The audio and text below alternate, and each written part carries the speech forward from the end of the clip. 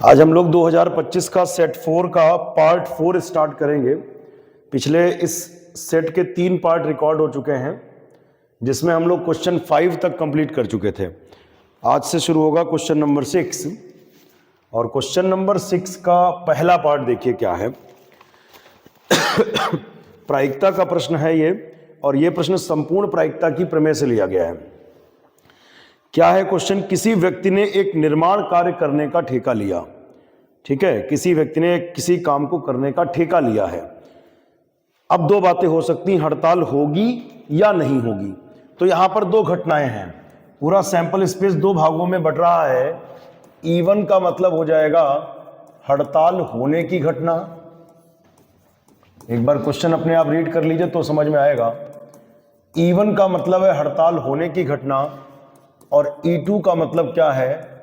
हड़ताल ना होने की घटना। E1 मतलब होता है हड़ताल होना, और E2 मतलब होता है हड़ताल ना होना। दो ही बातें हो सकती हैं, या तो होगी हड़ताल या तो नहीं होगी। आगे बढ़ते हैं। अच्छा, हड़ताल होने की प्रायिकता दे रखी है, प्रोबेबिलिटी ऑफ E1। हड़ताल होने की प्रायिकता इन्होंने दे रखी है कितनी? 0.65। आगे पढ़िए, यहीं पर आगे की बात बाद में करेंगे। अगर किसी घटना के होने की प्रायिकता पता होती है तो ना होने की प्रायिकता निकालनी हो, प्रोबेबिलिटी ऑफ E2, हड़ताल ना होने की प्रायिकता 1 में से घटा के निकल आती है। अगर घटना के होने की प्रायिकता पता हो, ना होने की निकालनी, 1 में घटा दो। 1 माइनस 0.65 क्या होगा? 10 में से 5 गए 5, और 9 में से 6 गया 3, यानी 0.35।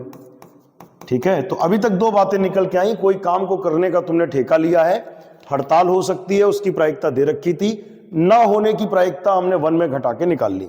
आगे बढ़ते हैं। अगर हड़ताल ना हो, समझना जरा, अगर हड़ताल ना हो और हड़ताल हो, ठीक है, इन स्थितियों में कार्य समय से पूर्ण होगा। इसकी प्रायिकता 0.80 है और इसकी प्रायिकता 0.32 है। इनके कहने का मतलब, अगर हड़ताल नहीं होती है तब काम से समय पूरा होगा, इसकी संभावना ये है। और अगर हड़ताल हो जाती है, हड़ताल होने की स्थिति में काम समय से पूरा हो जाएगा, इसकी प्रायिकता ये है। तो यानी एक घटना और निकल के आ रही है, काम समय से पूरा होना। एक तीसरी बात निकल के आ रही है, क्या? काम समय से पूरा होना। तो ई का मतलब हो गया कार्य समय से पूर्ण होने की घटना। कार्य समय से पूर्ण होने की घटना। कार्य समय से पूर्ण होने की घटना। अच्छा, E1 के बाद भी ई हो सकती है, E2 के बाद भी हो सकती है। हड़ताल E1 E2 अपॉर जी होती है हमेशा।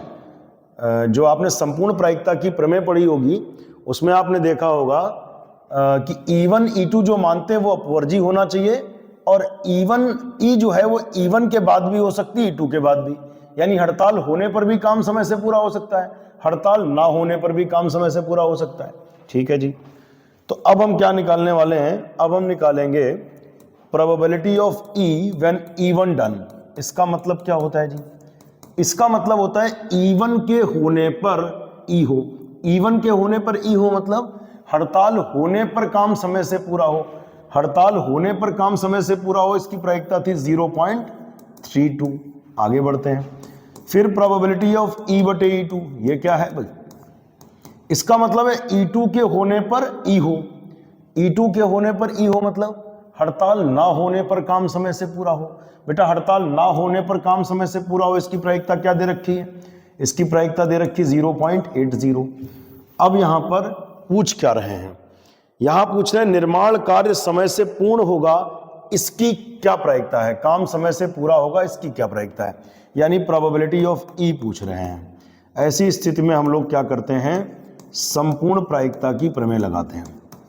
संपूर्ण प्रायिकता की प्रमेय प्रायिकता की आखिरी प्रश्नावली से ये सवाल लिया गया है। किताब में भी है क्वेश्चन, बस उसमें डिजिट्स हो सकता थोड़ी चेंज हो। संपूर्ण प्रायिकता की प्रमेय आपको याद होनी चाहिए। उसका फॉर्मूला प्रोबेबिलिटी ऑफ E बराबर E1 E बटे E1 plus probability of E2 E बटे E2, ये है फॉर्मूला। अब इसमें प्रोबेबिलिटी ऑफ E1 का मान कितना है? 0.65। इंटू प्रोबेबिलिटी ऑफ ई बटे E1 कितना है 0.32 प्लस प्रोबेबिलिटी ऑफ E2 कितना है 0.35 प्लस प्रोबेबिलिटी ऑफ E बटे E2 कितना है 0.80। आगे बढ़ते हैं, इन दोनों की गुणा करानी है भैया। तो 0.65 इंटू 0.32 गुणा आप कर लेना, हम थोड़ा सा यूज कर लेते हैं कैलकुलेटर का। आप कतई मत यूज करें, आपको गुणा आनी चाहिए। तो 0.65 इंटू 0.32, हमें आपका समय बचाना, इसलिए इसकी गुणा करने पर ही आएगा। हम उम्मीद करते हैं इस क्लास में सभी बच्चे गुणा तो कर ही लेते हैं। 2080 आएगा, 4 डिजिट के बाद दशमलव लगा देंगे। ठीक है जी, ये वाली गुणा ऐसे ही संभव है तो ऐसे ही कर देंगे।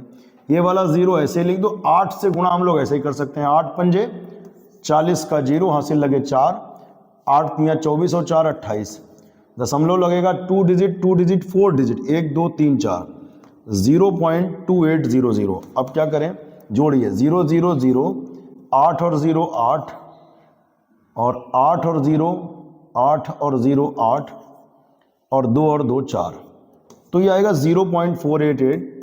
इसका फाइनल आंसर ये हो जाएगा 0.488। ठीक है, और यही आपका फाइनल आंसर है इस क्वेश्चन का। अगले क्वेश्चन को देखते हैं, अगला प्रश्न क्या कह रहा है। अगला क्वेश्चन है रैखिक प्रोग्रामन चैप्टर का। यहां से भी 5 नंबर में क्वेश्चन हर सेट में आपको मिलना ही मिलना है। इसे हमें मिनिमाइज करना है, न्यूनतमीकरण करना है। तो करना क्या होता है, पहले इन दोनों असमीकाओं को मुख्य रूप से सॉल्व करना है। इन दोनों का मतलब आप जानते ही हो, ऐसा कौन सा चतुर्थांश होता है जहां x और y दोनों 0 से बड़े हों, यानी दोनों धनात्मक हों। ठीक है, तो पहले ये वाली असमीका हेडिंग डालेंगे हम लोग यहां पर, 3x + 4y < 24 का हल समुच्चय। इसमें हम बात करेंगे पहली असमीका की। देखिए ध्यान से, लिखेंगे इस असमीका के संगत रैखिक समीकरण निम्नलिखित हैं। लेस देन हटाओ, बराबर लगाओ, इक्वेशन नंबर 5 बनाओ। अब पता करो कि ये रेखा x अक्ष y अक्ष को कहां कहां पर काटती है। कोई भी रेखा x अक्ष को जहां काटेगी बेटा, वहां क्या होता, y0। जब इसमें y0 रखेंगे तो ये खत्म हो जाएगा, 3 से काट लो, y0 खत्म, 3 8 24। और y अक्ष को रेखा काटेगी तो x0, और जब x0 रखोगे तो ये खत्म हो जाएगा, 4 से काट लीजिए, तो 4 छंग 24। यानी ये रेखा x अक्ष को बिंदु A 8,0 पर और y अक्ष को बिंदु B 0,6 पर प्रतिच्छेद करती है। तो चलिए रेखा खींच लेते हैं। ग्राफ पेपर पे ही हमेशा ये क्वेश्चन करें एग्जाम में, ग्राफ पेपर आपको वहां प्रोवाइड किया जाएगा। ये नहीं कि कॉपी पर ही चित्र बना दिया, ये काम कॉपी पर, ग्राफ पेपर वहीं पे संलग्न करेंगे। तो ये आपका हो गया y अक्ष और ये हो गया x अक्ष। ठीक है, ये x अक्ष है और ये क्या है, y अक्ष है।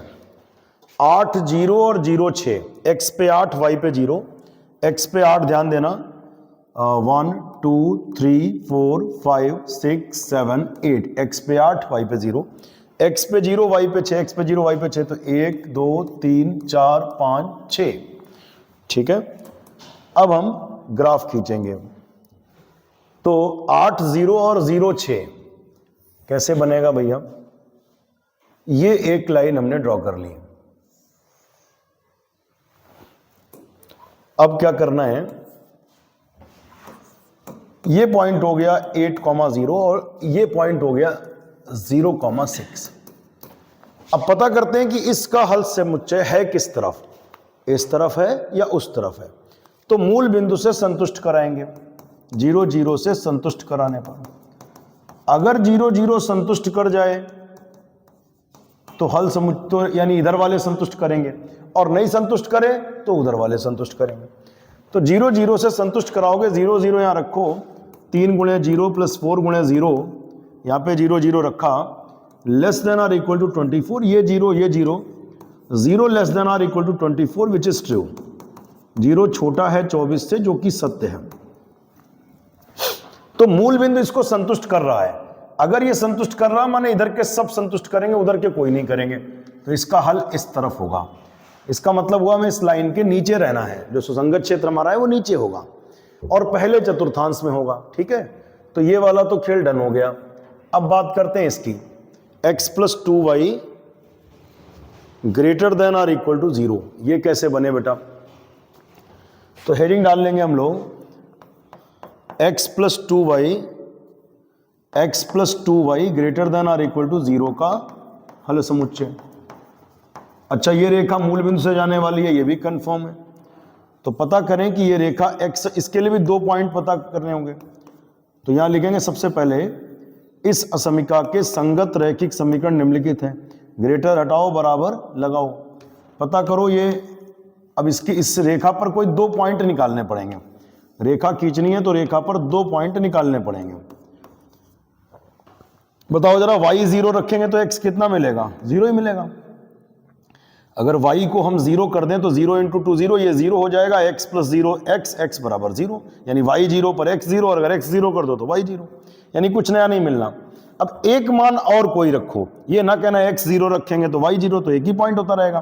पता चला y 0 रखा तो x 0 मिल गया, और x 0 रखा तो y 0 मिल गया। यहाँ अलग अलग मिल गया था, y 0 पर x कुछ और, x 0 पर y कुछ और, यानी ये रेखा मूल बिंदु से ही जा रही है।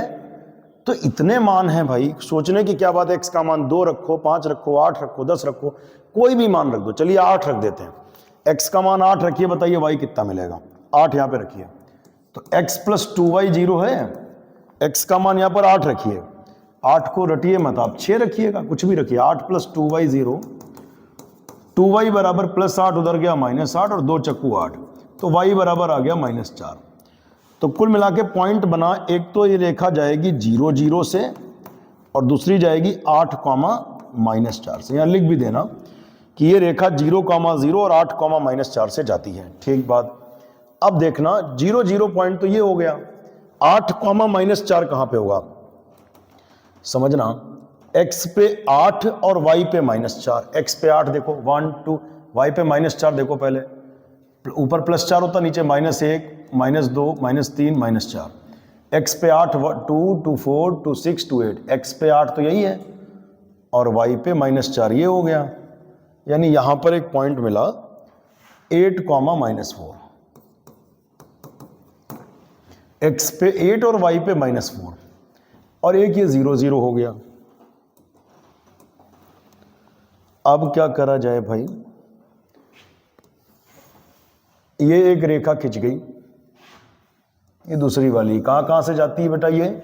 ये रेखा जाती है 0 0 से और 8 -4 से। ठीक है, वो पहली वाली रेखा हो गई, दूसरी वाली रेखा हो गई। ये 0 0 से जाती है और यहां से जाती है।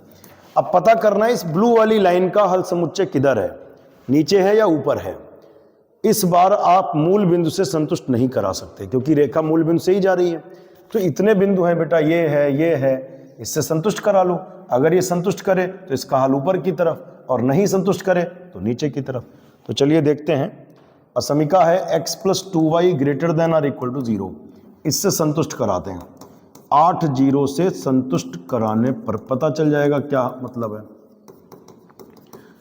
x को हम 8 रख देंगे और y को हम 0 रख देंगे, तो बेटा ये 0 हो गया, 0 इंटू 2 0, 8 बचा। क्या ये सही है? तो जवाब है हाँ, बिल्कुल सही है। 8 तो बड़ा ही होता ना 0 से, 8 बड़ा होता 0 से। तो ये संतुष्ट कर रहा है, यानी इसके इधर के ऊपर के सब संतुष्ट करेंगे, यानी इसके ऊपर रहना है। अब समझिए, इसका हल समुच्चय ब्लू वाली लाइन का कह रहा है कि इसके ऊपर रही है, ये वाली रेखा कह रही है इसके नीचे रही है, और ये दोनों क्या कह रहे हैं बेटा? ये दोनों कह रहे हैं कि पहले चतुर्थांश में रही है। तो आपको बताएं कि कौन सा हिस्सा छायांकित करेंगे हम लोग करेंगे ये वाला छायांकित। इतना हिस्सा सुसंगत क्षेत्र है, जो रेड पोर्शन हम दिखा रहे हैं आपको, ये सुसंगत है, क्योंकि पहले चतुर्थांश में रहना है। कौन कह रहा है? ये दोनों कह रही हैं पहले चतुर्थांश में रहना है, इस रेखा के नीचे रहना है, इसके ऊपर रहना है।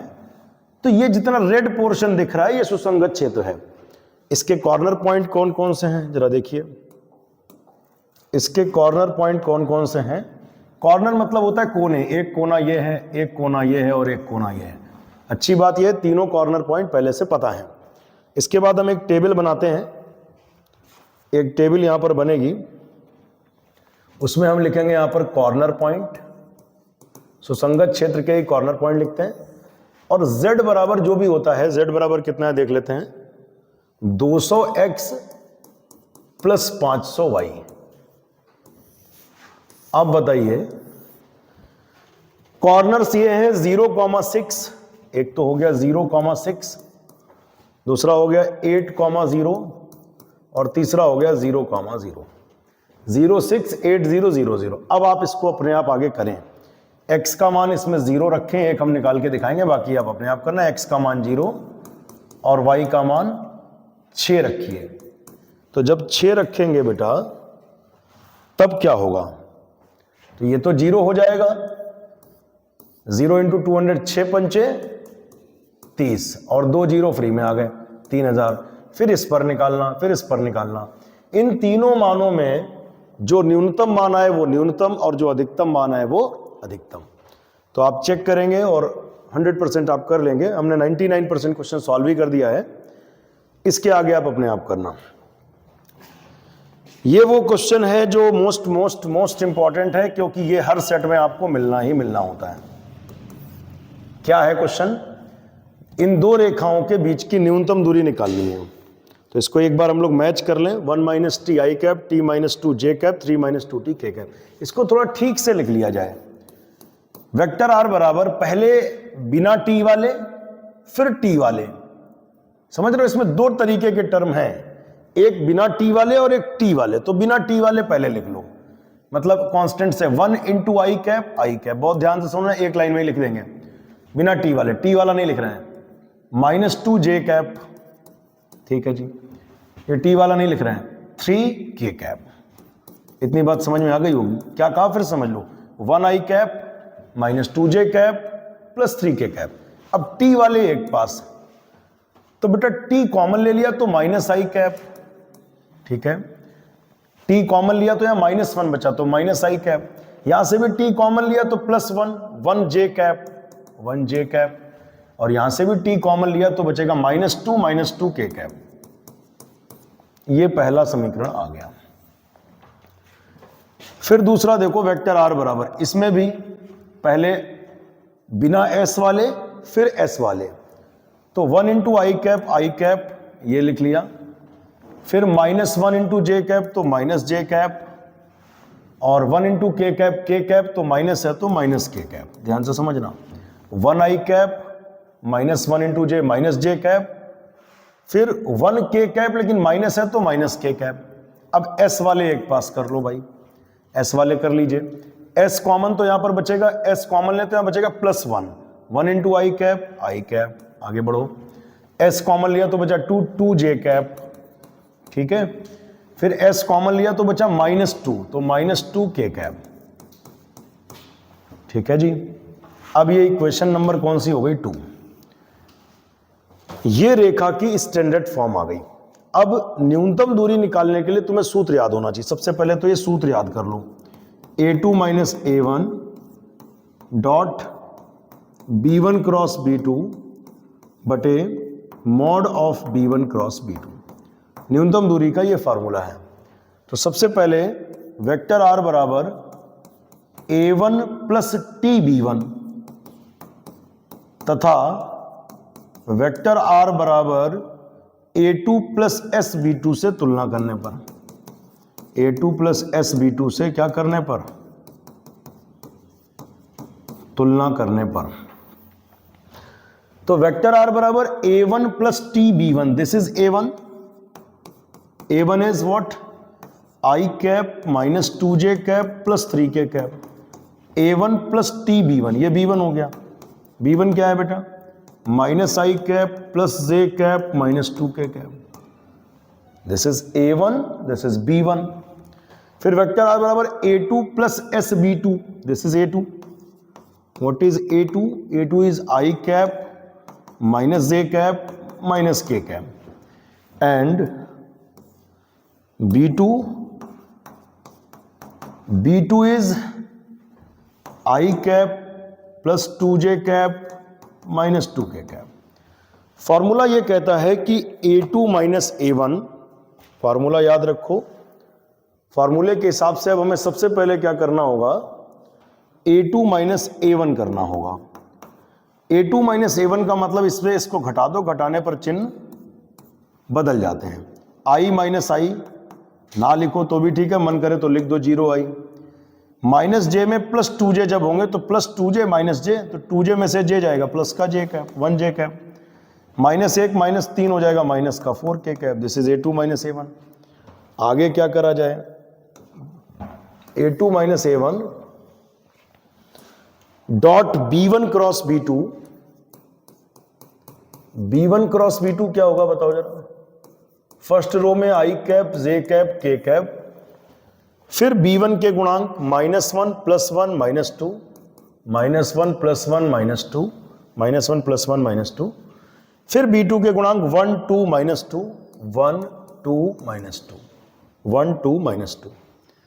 अब न्यूनतम दूरी का फॉर्मूला बताओ भाई। अच्छा सॉरी, इसको पहले एक्सपेंड तो कर लो, जरूरत पड़ेगी भाई।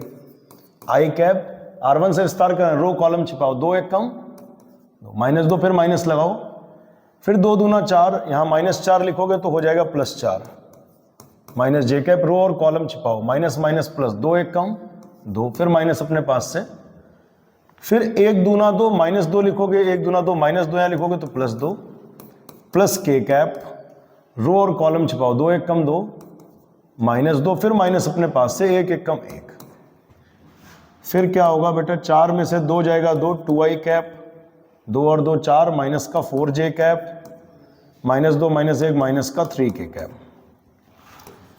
न्यूनतम दूरी के लिए फॉर्मूला क्या कहता है, फॉर्मूला कहता है A2 minus A1 dot B1 cross B2 बटे mod of B1 cross B2। ये है बच्चा फॉर्मूला। अब क्या करना है भाई, A2 माइनस A1 का यहां पर मान रख दो। A2 माइनस A1 का मान क्या है, 0i plus 1j minus 4k cap dot B1 cross B2 का मान ये आया 2i minus 4j cap minus 3k cap, और इसका मॉड भी लिख दो नीचे। B1 क्रॉस B2 यही तो है, इसका मॉड क्या होगा, अंडर रूट में 2 का वर्ग 4, -4 का वर्ग 16, 3 का वर्ग 9। डॉट प्रोडक्ट में क्या होता है, आई वाले, जे वाले और के वाले की गुणा करते हैं। करिए गुणा, तो 0 × 2 0, जे वाले करो 1 × -4 -4, के वाले करो माइनस माइनस प्लस 4 तियां 12, माइनस माइनस प्लस 4 तियां 12। नीचे क्या होगा बेटा, 16 4 20 और 9 29। अच्छा 12 में से 4 गया तो 8 बटे √29। यही आपका आंसर है। इसमें एक काम और कर लेना, अगर कभी ये माइनस में आए तो यहां माइनस चिन्ह छोड़ देना, क्योंकि ये दूरी है, दूरी कभी माइनस में नहीं होती है। एक बार इसका आंसर भी हम लोग चेक कर लेते हैं आंसर में क्या दिया है। तो आंसर दिया है 8 बटे √27 और हमारा आ रहा है 8 बटे √29। एक बार इसको चेक कर लेंगे, थोड़ा स्टॉप करो, एक बार चेक करते हैं पूरा।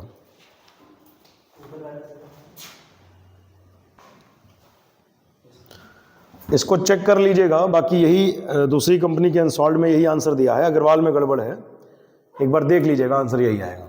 ठीक, छठे का घा वाला देखते हैं। Mod of a plus B हमें ये करना है, बड़ा इंपॉर्टेंट क्वेश्चन है ये भी, मोस्ट इंपॉर्टेंट, हर साल किसी न किसी सेट में देखने को मिलता है।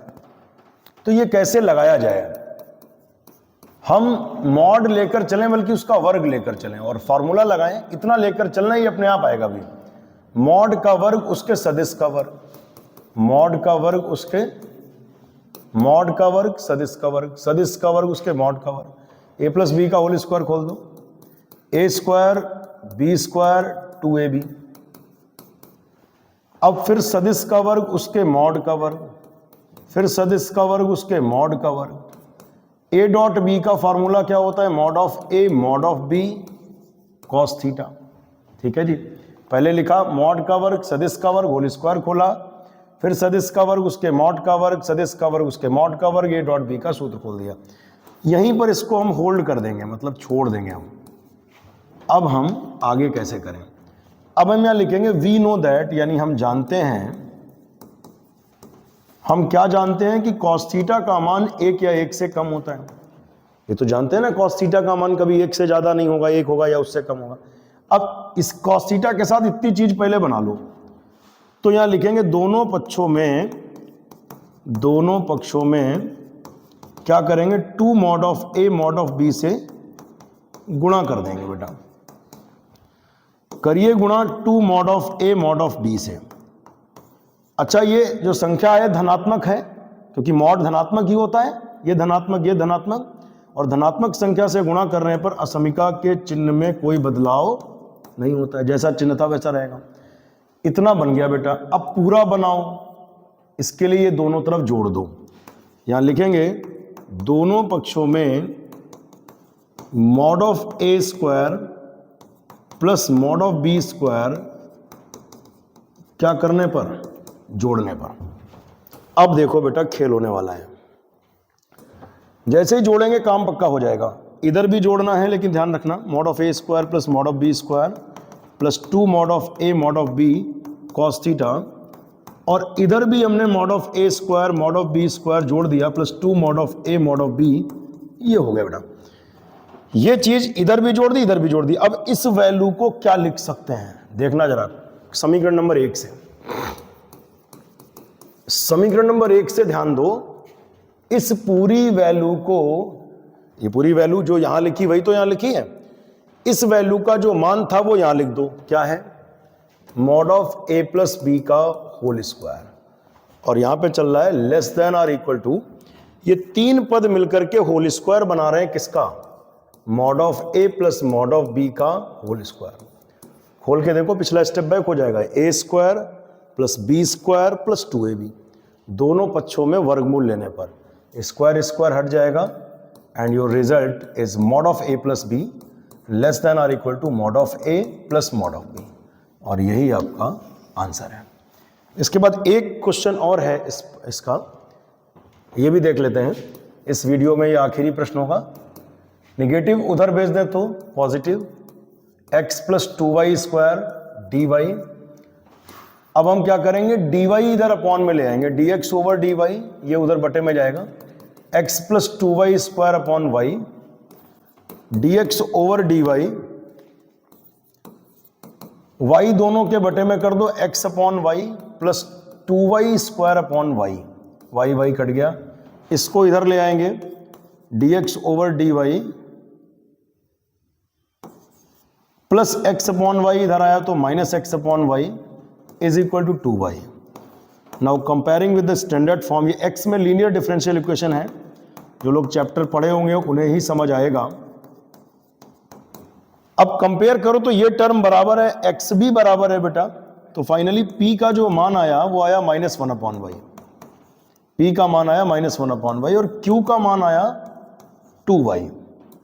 अब क्या करें, अब इसके बाद होता है बेटा IF निकालें।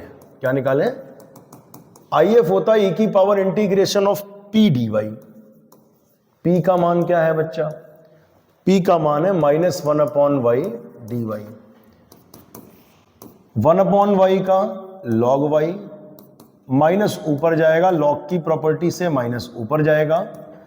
फिर एक फॉर्मूला होता है कि e की पावर log x होता है, e और log एक दूसरे को मार डालते हैं तो y की पावर -1 आ जाएगा, e और log मार डालते हैं एक दूसरे को, खत्म कर देते हैं, घात -1 नीचे ले आओ +1, दिस इज IF। चूंकि x में लीनियर है तो फॉर्मूला x से स्टार्ट होगा, x इंटू इंटीग्रेटिंग फैक्टर, ये फॉर्मूला याद करना होगा इस सवाल को लगाने के लिए, IF into Q D Y plus constant c जोड़ दीजिएगा, चाहे इंटीग्रेशन होने के बाद जोड़िए। IF की वैल्यू कितनी है, 1 अपॉन वाई, IF की वैल्यू 1 अपॉन वाई, और Q की वैल्यू कितनी, Q की वैल्यू है 2y and dy, y cancel, x upon y, 2 constant निकल के बाहर आया, 1 dy y plus constant c, यही आंसर है। आंसर में हो सकता है कि y उधर भेज दिया हो, तो x बराबर क्या होगा, y उस तरफ जाएगा, 2y की गुणा y स्क्वायर प्लस cy। आगे के क्वेश्चन नेक्स्ट वीडियो में होंगे।